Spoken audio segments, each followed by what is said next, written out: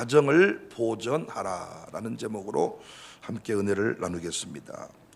우리는 요한복음 강해를 통하여 요한복음 17장에 예수님의 유언 기도에 대해서 살핀 적이 있습니다. 그게 4가지 내용이었는데, 유언 기도 첫 번째 내용은 하나 되게 해 주십시오. 제자들이 하나 되게 해 주십시오. 11절에. 두 번째는 보존하소서. 요한복음 17장 11절, 12절, 15절에 보존이라는 단어가 나옵니다. 세 번째 예수님의 유언 기도는 기쁨으로 충만하게 하소서. 13절에. 그리고 진리로 거룩하게 하소서. 17절, 18절에 나옵니다. 저는 요즘 이 기도 제목 중에서 보존하라는 이 기도 제목에 제가 붙들려 살아가요. 세상의 모든 분야에서 가치 있는 것들을 보존하려는 노력들을 행하고 있습니다. 그런데 정작 그리스도인들은 보존하라는 주님의 강력한 유언적 메시지를 소홀히 다루는 느낌입니다. 우리가 분명히 알아야 될 사실은 세상 가운데 여러분과 제가 서 있습니다. 우리 교회도 세상 가운데 서 있습니다. 끊임없이 교회를 공격하는 흑암의 권세, 악인들이 존재한다는 이야기입니다. 왜 초대형 스타들이 무너집니까? 왜 그렇게 멋졌던 목사님들이 팍팍 무너집니까? 그 어려운 길을 달려서 정상에 올라섰는데 결국 감옥이고 자살이고, 너무 안타까워요. 마귀 공격 때문입니다. 세상의 스타만 그런 게 아니에요. 신자가 잘 성장하고 이제는 열매가 좀 맺혀질 만하겠다 그러면 무너지고. 그래서 우리는 정신을 차리고 마귀의 공격을 막아내야 됩니다. 예수님의 기도처럼 보존해야 됩니다. 여러분과 제가 보존해야 될 것들이 참 많은데 몇 가지만 말씀드려보면, 먼저 오늘 설교 제목으로 삼은 가정을 보존하라. 가정이 지금 무너지고 있어요. 믿음의 가정들을 보존해야 됩니다. 두 번째, 자녀를 보존해야 돼요. 우리 아들, 딸들이 얼마나 귀합니까? 우리의 대를 이어서 교회를 섬길 인생들이고, 우리가 못했던 일을 할 위대한 인물들인데 마귀가 그들을 마약 중독자 만들고, 게임 중독자 만들고, 불효자를 만들고, 인생을 탕진하게 만들고. 자녀를 보존해야 됩니다. 세 번째, 우리의 기업이 지금 출도산하고 있어요. 우리의 기업들이 지금 경제 어려움 때문에 무너지고 있어요. 믿음으로 시작된 기업들은 보존돼야 됩니다. 기업을 함부로 없애버리면 안 되는 거예요, 우리가. 여러분, 그래서 이번에도 기업인 축복을 하려고 합니다. 기업인들을 정말 축복하고, 기업을 보존해라. 때가 되면 하나님이 당신의 기업들로 엄청난 물질들을 부어줄 것이니 그릇 만들고 기다리자. 네 번째가 부흥의 역사들을 보존하라. 저는 부흥 역사 기록관을 세워야 되겠다는 마음을 가지고 지금 기도 시작했습니다. 은혜 부흥 센터를 만들, 거기에 한 층을 부흥 역사 기록관. 아니 무슨 판소리부터 시작해서 세상에 많은 것들은 기록관이 있는데, 부흥 역사 기록관, 그 위대한 부흥사 목사님들 사진 하나 볼 곳이 없어요. 그나마 순교자들의 묘역은 좀 보존이 되고 있으나 부흥 역사 기록관이 없어요. 그래서 보존하고 싶어요. 우리 교회가 부흥 역사를 간직하는 교회. 다섯 번째, 주의 종들을 보존하라. 여기 주의 종들은 목사만 말하는 거 아닙니다. 우리 교회나 말하면 레인처럼 쓰임받는 장로님들, 권사님들, 집사님들, 얼마나 우리 교회 귀한 일꾼들이 많은지 몰라. 이들이 자빠지면 사역이 흔들리더라고요. 그래서 이 주의 종들, 주님께 부름받은 이 주의 종들을 지켜야 되겠더라고요. 보존해야 되겠더라고요. 여러분이 저를 위해 기도해 주신 것처럼 저도 그분들을 축복합니다. 제가 건강이 보존되고 사역이 이렇게 활발하게 진행이 되니까 우리가 지금 많은 역사를 써가지 않습니까? 보존해야 돼요. 어떤 분이 웃으면서, 목사님 옥체를 보존하시옵소서. 감사해요. 어떤 일이 끝나고 나면요, 다 문자 한 통이 와. 목사님 너무너무 수고하셨대. 어떤 분은 다 집에 과일을 배달해줘. 다 먹으면서 참 어쩜 당신은 그렇게 이 작은 배려까지 참 이렇게. 어떤 분은 통장에 띵동 뭔가 참 감사해요, 감사해요. 이렇게 달려다녀도 무너지지 않았던 것은 여러분의 기도 때문입니다. 여섯 번째는 교회를 보존하라. 지금 교회를 없애버리겠다고 법을 만든다니까요. 교회 숫자를 줄여야 된다고 아예 합법적으로 지금 법을 만들고 있다니까요. 교회를 보존하라. 일곱 번째는 나라를 보존해야 돼요. 우리나라를 없애버리려고 하는 세력들이 있습니다. 나라를 보존해야 됩니다. 제가 기회되는 대로 이 보존에 관해서 설교를 지금 진행하고자 합니다. 우리 교회가 이 모든 것들을 보존하는 교회가 됩시다.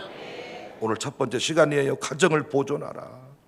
하나님께서는 천지창조 이후에 가족을 통해 사람이 태어나 길러지게 하시고 가족을 이루어 인류 역사가 이어지게 했습니다. 그래서 하나님은 이 가족을 만드시는 과정을 신비하게 묘사하셨어요. 창세기 2장 22절에 여호와 하나님이 아담에게 취하신 그 갈빗대로 여자를 만드시고 갈빗대로 여자를 만드시고 그를 아담에게로 이끌어 오시니 아담이 이르되 뼈 중에 뼈요 살 중에 살이라. 이것을 남자에게 취하였은즉 여자라 부르리라 하니라. 이러므로 남자가 부모를 떠나 그의 아내와 합하여 둘이 한 몸을 이룰지로다.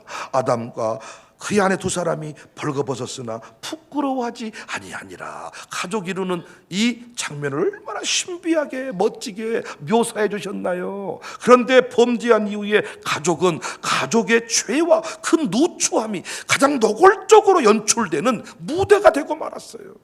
바깥 사람들은 모르는 죄를 가족들은 알아요. 그 가족들이 그 죄를 막 드러내서 추악한 그런 부끄러운 가족이 되었어요.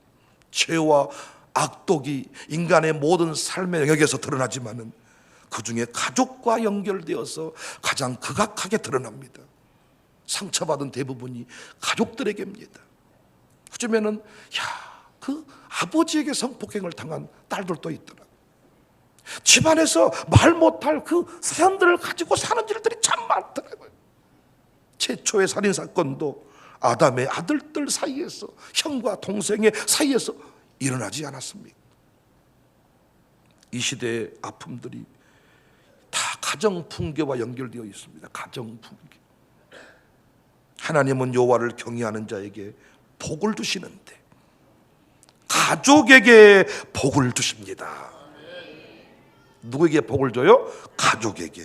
그러니까 구원받은 성도의 감격과 경건은 가정을 통해서 드러나야 돼요. 여러분과 제가 예수님 믿게 되었다, 예수님 믿으니까 참 좋다, 이것이 무엇을 통해 증명돼야 되느냐? 가정을 통하여 증명이 돼야 됩니다.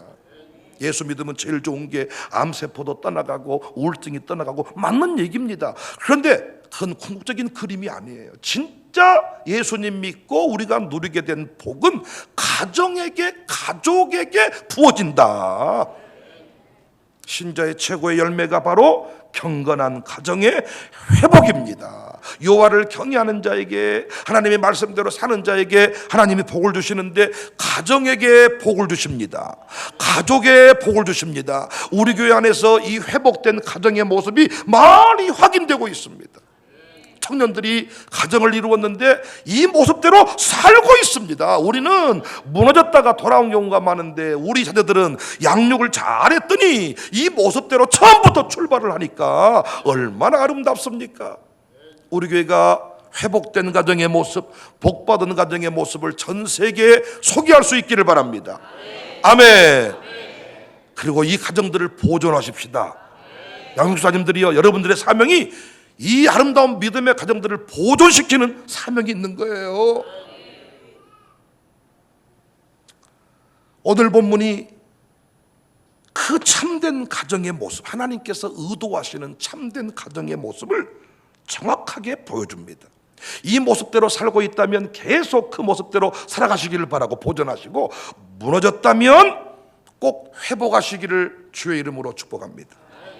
지켜야 될, 보존해야 될 가정의 모습은 첫 번째, 남자는 수고하여 가족을 위한 양식을 얻습니다. 2절에 내가 내 손이 수고한 대로 먹을 것이라 내가 복되고 형통하리로다. 가정 행복의 출발은, 복받은 가정의 모습은 어떤 모습이냐? 남편이 성실하게 수고하는 모습입니다. 그런데 오늘날 붕괴하는 가정을 보니까요, 이 원리가 깨져 있어요.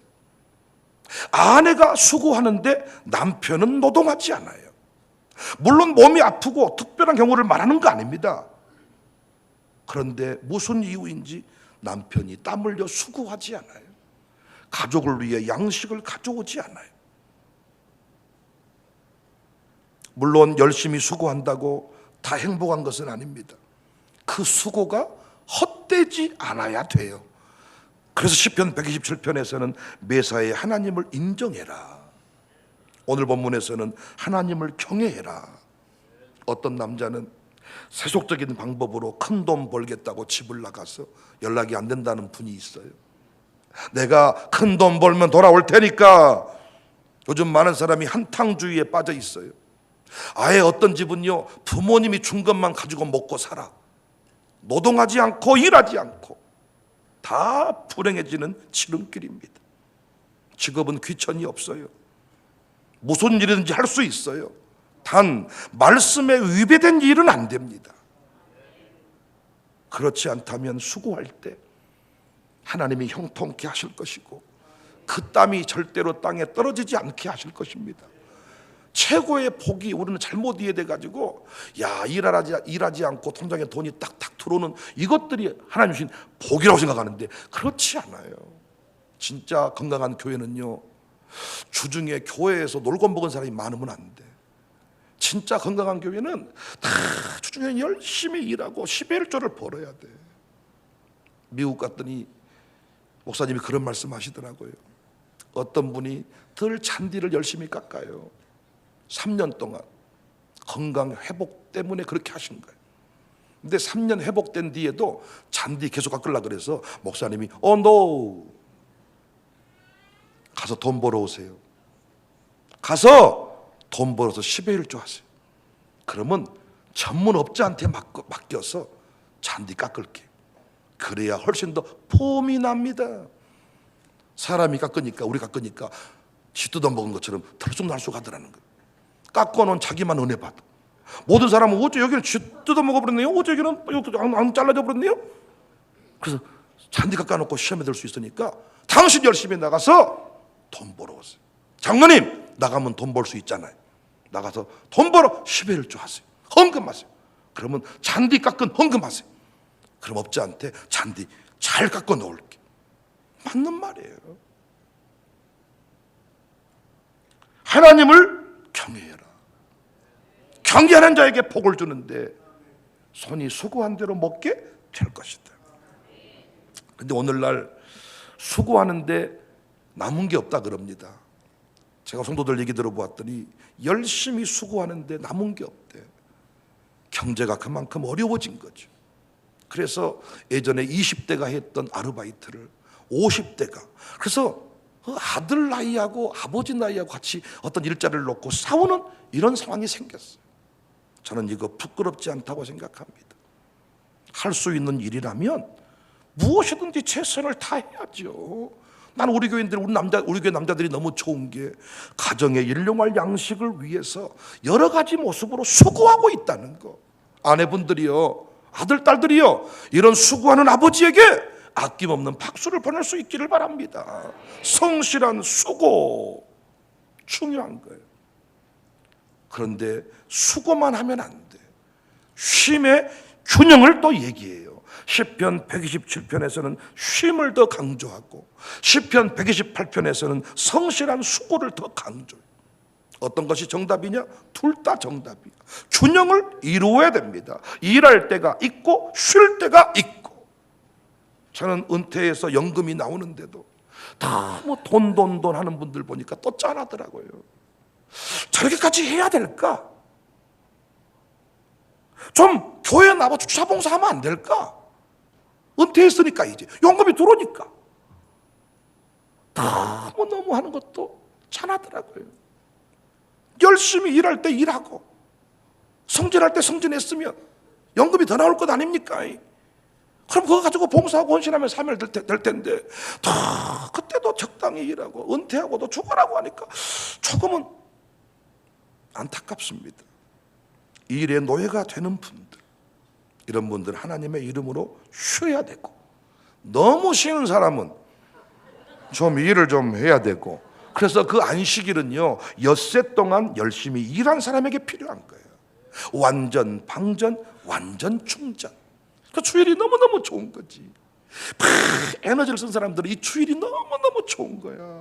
놀고 먹은 사람은 주일이나 월요일이나 주일이나 수요일이나 별 차이가 없어. 행복한 남자, 은혜 받은 남자, 복 받은 남자는 어떤 남자냐? 땀 흘려 수고하는 남자고, 저녁에 베개를 딱 빼면 이 남자가 복 받은 남자입니다. 잠이 안 와가지고 유튜브를 뒤지고, 왜 낮에 낮잠 자고 놀고 먹어가지고 잠을 안 자, 밤에 미친놈처럼 폴 돌아다녔었고, 뽀시라 푸이 막 뚝뚝뚝뚝 아주 그냥. 이런 분들은 교회로 다 보내시고 조만간에 교회가 공장을 하나 또 차리려고 합니다. 그래서 아주 이런 놀고 먹은 사람들이 싹 공장으로 불러들여서 돈이 되든 안 되든 계속 할 때 뭐 미싱이라도 받게 해야 될 것 같아요. 아주 뚜두두두 빠바바바바 하게 해가지고 아주 힘들을 쭉쭉 빼가지고 밤에 되면 팍팍 떨어지더라고. 잠 못 자니까 우울증이 걸리고. 남편들이요, 열심히 수고하십시오. 저도 열심히 땀 흘립니다. 저 에어컨 밑에 살지만은 여러분, 제 셔츠는 항상 땀에 젖어 있습니다. 제 양복은 땀으로 흠뻑. 주일 예배 끝나고 나면 온몸이 땀으로. 멋진 남편 아닙니까? 멋진 아버지 아닙니까? 복받은 가정의 모습은 남편이 수고해서 집안에 땀이 가득하다. 두 번째, 보존해야 될 가정의 모습은 여자는 안방에 결실한 포도나무 같아야 합니다. 3절에 내 집 안방에 있는데 아내는 결실한 포도나무 같다. 여기서 결실한 포도나무 같다는 것은 아내의 충실한 역할을 말합니다. 근데 요즘에 이 원리가 깨졌지요. 시대가 바뀌어도 여자의 역할이 동일합니다. 직장 생활을 해도 여자는 안방을 책임져야 돼요. 특별히 부부관계에 성실하게 임해야 합니다. 여성분들이 밖에서 일한다고 뭐 이런저런 일을 한다고 부부관계를 소홀히 하는데 이건 절대로 복받은 가정이 아니에요. 부부관계에도 복이 임해야 돼요. 복받은 가정이 안방에 결실한 포도나무 같다. 또 식탁을 섬기는 일을 대충 하면 안 됩니다. 행복이 명예에 있지 않아요. 재물에 있지 않아요. 아멘할 준비하세요. 진정한 행복은 가정에 있습니다. 그런데 그 가정이 살아나는 길은 여자 아내에게다. 그래서 아내가 하는 일을 살림이다 그래요. 남자는 나가서 땀 흘리는 겁니다. 물론 요즘에 땀을 같이 흘리지만 그럼에도 불구하고 집안을 살리는 것, 생기를 불어넣는 일은 여인이 하는 겁니다. 무너지는 가정을 보니까 아내가 안방이 없어요. 살림을 아예 안 해요. 살림을 제대로 못하겠거든 직장을 그만두는 편이 낫습니다. 전 아침에 요즘 젊은 집사 부부들한테 제가 아침에 영상통화를 합니다. 권사님들한테는 제가 감히 못하고 제자로 키운 것들이 참 좋더라고요. 영상통화를 쭉 하는데 잠 자고 있는 집도 있고, 목사님 안 잡니다, 그런데 얼굴이 귀신 같아서 영상 못 보여드립니다 한 집도 있고, 그런데 아침에 잠자고 있는 젊은 집사 집 밥을 못 먹고 나와. 남편이 밥을 안 먹어. 애들이 밥을 안 먹고 나와. 근데 뭐라고 말하냐? 오늘 안 먹은다 그래요. 당신이 밥 안 줘서 위가 쪼그라든 건 아닐까? 왜 내가 밥 사주면 나랑 밥 먹으면서 행복하다 그럴까? 나는 왜 아내들이 밥을 안 해주는지 모르겠어. 자기들이 살 뺀다고 식욕을 잃어버렸어. 야, 너만 죽으면 안 돼? 그래, 죽었을 때 수의 입혀놓으면 예쁘겠다. 배 안 나왔어. 그리고 장의사가 간 들어줄 때 가볍겠다. 살 안 쪄서.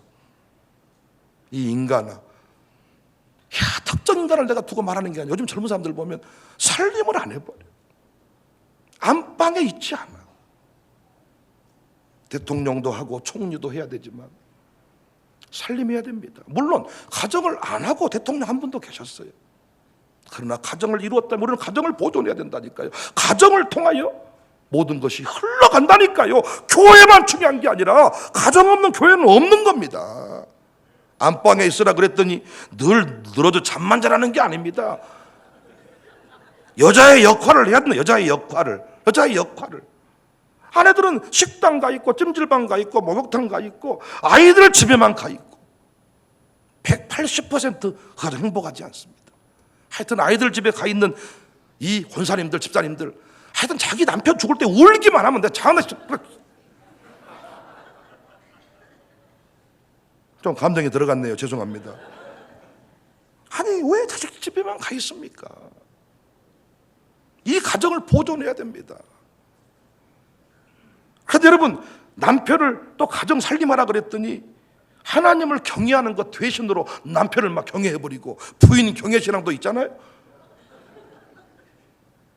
남편과 잠자기 위해 새벽 예배 안 나왔다. 남편 밥상 차려야 되니까 예배에 못 나왔다. 아니죠. 하나님 경외신앙 안에 가정을 섬기는 것이 포함된 거죠. 그러니까 예배하되 새벽 예배 나오되 아침 밥상 차려줘야죠. 아침밥 먹으셔야 돼. 우리 교회는 일을 많이 하니까.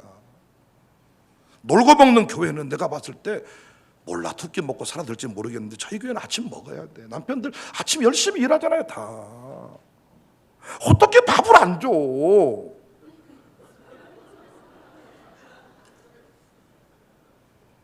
진짜 앞으로 권사님 세울 때 밥 준가 확인하고 진짜 세워야 되겠어.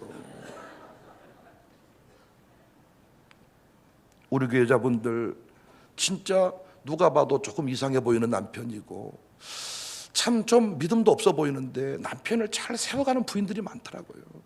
목사가 다 못 세웁니다. 남편은 아내가 세우는 거예요. 못하는 일을 교회가 좀 도와줄 뿐이죠. 남자는 수고해야 돼. 요즘에 소득이 어떠하냐에 따라서 일용할 양식을 얻기 위해 수고하는 것이 복받은 남자야. 놀고 먹는 로또 터져가지고 하는 게 복받은 남자가 아니라 정해진 시간 동안에 땀 흘리는 남자, 멋진 남자. 대통령을 해도 집안 살림 책임지는 여자, 예쁜 여자. 할렐루야. 여자분들 아멘 좀 크게 하세요. 잘하고 있는 분은 아멘 하는데 안 한 분들이 또 뭐 쓴 척 하시네. 세 번째, 지켜야 될 가정의 모습은 자녀와 식탁에 둘러앉는 겁니다. 3절 내 식탁에 둘러앉은 자식들은 어린 감람나무 같으리로다. 유대인에게 식탁은 제단이었습니다. 그러니까 유대인들이 이 밥상에서 자녀를 세우잖아요. 밥상머리 교육은 유명합니다. 그들은 항상 식사 전에 말씀을 나누고 함께 기도해요. 그러니까 오늘날 가정 예배입니다. 그러니까 우리는 그렇게 하지 못하고 별도의 시간을 정하지만 유대인들은 가정 예배를 어떻게 드리냐? 식탁에서 드린다고요. 그래서 5분, 10분 안에 끝나는 겁니다. 식탁에 둘러앉기만 하면 자녀가 어린 감람나무가 된다. 감람나무에서 올리브유가 나오잖아요. 세계 최고의 기름입니다. 기독교 명품 가정의 지름길. 가정 예배거든요. 꼭 가정 예배는 아닐지라도 온 가족의 식사 문화가 있는 집 행복한 가정이거든요. 이런 집을 혹시 우리 교회에서 보고 있다면 무조건 그 집으로 시집 보내고 그 집 사이를 데려오시기 바랍니다. 가정끼리 행복하게 늘 밥 먹을 줄 알고 식탁 교제가 있는 집 있잖아요. 이 집의 며느리가 되면 행복한 며느리가 됩니다. 그런데 식구들이 밥을 안 먹어.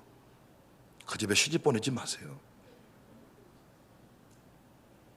큰 집인데 식사할 때 식구들이 모이지 않아. 다 정신병자입니다. TV에 나오는 거 있잖아요. 그게 현실이에요. 전부 또라이 돼서 살아갑니다. 또라이.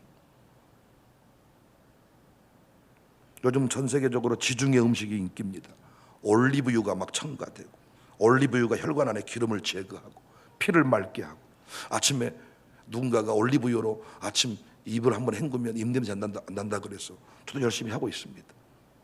올리브유가 음식 뭐 맛을 내는 것은 고소하고 하여튼 뭐 다 하여튼 뭐 가정 예배로 키운 자녀 올리브유와 같다고요.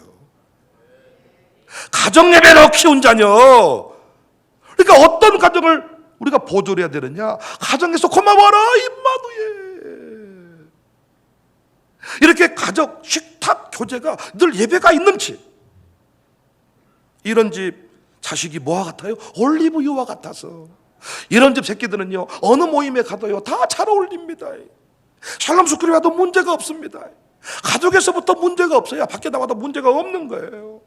시편 127편에서는요 자녀를 장사의 화살 같다 그랬네요. 오늘 본문에서는 부드러운 감람류 같다 그랬네요. 우리 아이들이요 매달 매갈 없어가지고 아버리다 이렇게만 된다 그러면 또 문제가 있었는데 화살을 같아가지고 딱 강력함도 있고 온화함도 있고 야성도 있고 온화한 성품도 있고, 이것이 다 어디서 만들어져요? 가정에서. 여러분, 하나님께 복받은 가정은 자녀와 부모가 한 신앙 공동체를 이루고 있는 가정인 줄로 믿습니다. 자녀가 서울에서 혼자 대단한 연예인이 되고 어쩌고 저쩌고 이것이 복이 아니라 같은 신앙의 공동체를 이룬 집이 복받은 가정이에요. 이런 가정을 우리 교회가 지금 샘플로 만들어가고 있고, 이 가정 보겠다고 전 세계에서 지금 우리 교회에 오고 있는 거예요. 이런 가정들을 보존합시다. 이런 가정들을 많이 세워갑시다. 우리 교회는 유대인들보다 청교도보다 한 수위가 뭐예요? 가정 예배를 넘어서서 새벽 예배까지 우리를 같이 드려버리니까, 이야 얼마나 나는 이것이 감사한지 몰라. 감사한지. 제가 해외 가도 아들들이 같이 예배 드리고, 미국 가면요 너무너무 새벽에 깨우기 쉽더라고요. 반대니까요 낮에 새벽에 깨워주는 거야. 우리가 일어났어요, 왜 안 갈 줄 알아요? 오히려 부모님이 계실 때 애들이 못 나올 때가 많아. 엄마 믿고 있다가 엄마가 깜빡 잠들어 버렸다야. 그런데 애들이요 부모님 안 계시면요 정신을 딱 차리고, 어떻게 부모님이 없는데 애들이 새벽 예배 나오냐고요. 청교도보다 우리가 한 수 위입니다. 위대한 부흥 역사를 간직하지만은 다시 위대한 부흥 역사를 써가는 교회. 애들은 지들 방에서 밥 먹고, 아버지는 안방에서 밥 먹고, 엄마는 밖에서 밥 먹고.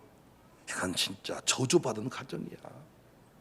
복받으면 가정들이 모이기를 좋아해. 왜? 영암에 사는 분들도 보니까요 광주 예배드리러도 오지만은 아들 며느리가 있어가지고, 딸이 있어가지고, 딸들이 있어가지고, 그래서 서재심 집사님이 여기에 대해서 조금 자기는 힘든 거야. 가족은 영암에 있고 나만 광주에 있고, 어들은 다 가족은 광주에 있고 올라오면 되고. 이번에 부흥회 때 서로 그런 치유의 시간을 가졌는데, 모이는 것이 얼마나 행복합니까? 믿음이 없으면요 믿음 좋은 권사님 시어머니 싫어합니다. 며느리가 딸 같은 며느리 웃기고 계시네. 딸은 따로 있잖아요. 큰 반지 주는 딸은 따로 있잖아요. 며느리한테는 조금만 거 주시잖아요. 썩을 잡거쳐가지고 미워죽겠네. 며느리들도 엄마 같습니다. 엄마 같은 소리 하고 있네. 네 엄마는 한 사람뿐이잖아. 시어머니가 죽었을 때 난 눈물을 흘리는 며느리, 이상하게 나는 진정성 있게 안 느껴져. 저 눈물이 진짜까? 이런 생각이 자꾸 드는 거야. 왜? 그런데 믿음 안에 같이 사는 며느리는 달라. 이렇게 같은 말씀 받아 먹잖아요. 우리 최유미 집사하고 송은호 집사가 자주 그런 얘기 하더라고요. 며느리가 며느리 같이, 맞는 말이에요. 같은 말씀 듣고 같은 은혜를 딱 받아버리면, 가족수이 돼버리면요 만나면 은혜 얘기한다니까요. 우리 박검석 권사님도 그런 얘기를 저한테는 잘 안 하시더라고요. 며느리랑 영적으로 통하면 그런 얘기를 잘 안 하신 것 같아요. 모르겠어요. 잘 되고 있나. 같은 신앙이 되면요 진짜 가족이 멋있어. 나 이놈의 죽구석 진짜 오기 싫다. 이런 자식들이 있어요. 내가 광주를 떠나면 두 번 다시 광주는 절대 안 온다. 지가 전 세계 유엔 사무총장인가 봐. 혼자 일 다 해. 오지도 않아 집에, 부모님 집에. 왜? 신앙이 무너져 버리니까. 오면 재미가 없는 거예요. 답답한 거예요. 여러분, 가정이 잘 되는 것이 결국 예루살렘을 번영하게 하는 길입니다. 예루살렘의 번영을 볼지어다. 여러분 가정이 잘 되니까 청사교회가 부흥하고 성장하는 거지. 제가 이단 교조입니까? 여러분 가정을 피폐하게 만들고 저만 배를 불리고 아니지 않습니까? 자식의 자식을 볼지어다. 우리 교회 지금 자식의 자식을 보고 있잖아요. 그런데 같이 예배하는 자식이야. 손자 손녀가 함께 같이 예배함으로 할머니를 위해 기도하고, 할머니 손주를 위해 기도하고, 여러분요, 손주들이요 은혜 받지 못하고 같은 공동체가 아니면요 할머니랑 인사할 때도요 이래. 할머니 왜? 영으로 안 맞으니까. 그런데 같은 공동체가 되면요 할아버지 할아버지, 우리 교회에서 지금 그런 모습들을 지금 체험하고 있지 않습니까? 사랑하는 여러분, 가정이 이상해져 가고 있어요. 지금 그림이, 온판 그림이 흐려지고 있어요. 이상해지고 있어 교회가 지금. 지금 하여튼 신자들도 예외가 아니에요. 우리 교회 이 아름다운 가정들을 아멘할 준비하세요. 보존합시다. 수고한 남편, 땀 흘리는 남편, 요리하는 남편은 덤이요 덤. 요리 덤. 같이 땀을 흘려야 돼요. 수고해야 돼요. 생업을 책임져야 돼. 놀고 먹지 말고. 부인이 땀 흘린다면 남편은 땀을 더 흘려야 돼. 아멘이시죠? 요즘에는 두 부부가 같이 일하잖아요. 같이.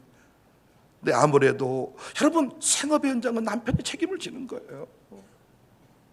여보 밥 해놨네, 찌개 끓여놨네, 수고했네. 아내가 행복할까요? 아닙니다. 어떻게든 하나님 뜻 안에서 일을 해야 돼. 일을. 남편이 맨날 동영상이나 보고 집에서 우울증 걸려가지고 살아보니까 죽어버릴까, 너 죽겠네, 또 뭐단가, 또 시작됐네. 부인들이 안방에 있어야 됩니다. 안방에. 부인들이 어디 목욕탕에 가 있고, 목욕탕 끝나도 빨리 밥 때가 되면 가야 될 거 아니야. 다 조치해놓고 왔어, 지가 알아서 하겠지. 저는 밥은 식당에 가 먹을 수도 있어요. 식당에 먹을 수도 있어요. 근데 문제는 그 모든 책임이 아내에게 있다 그 말이에요. 아내에게. 식당에서 몇 개 하든 우리 종이야기를 배달시키든 연어를만 데리고 오든 그 모든 게 아내에게 있다고. 아내에게. 어떤 집은 새끼는 밥을 잘 챙겨줘. 또 새끼는 근데 휴가 나면 아주 삶아 먹이고, 남편은 삐쩍 꼬라가지고. 이런 걸 볼 때 그럼 또 부인이 말하고 싶겠잖아요. 남편이 나도 돈 벌어주면 다 해라.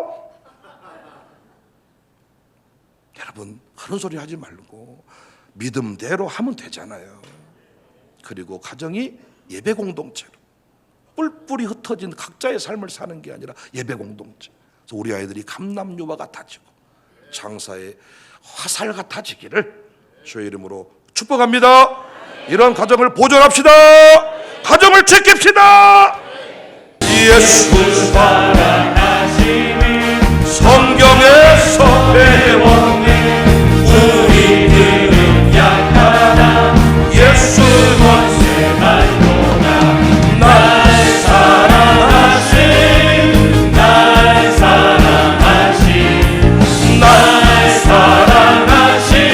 성령, 널 사랑하신 널 사랑하신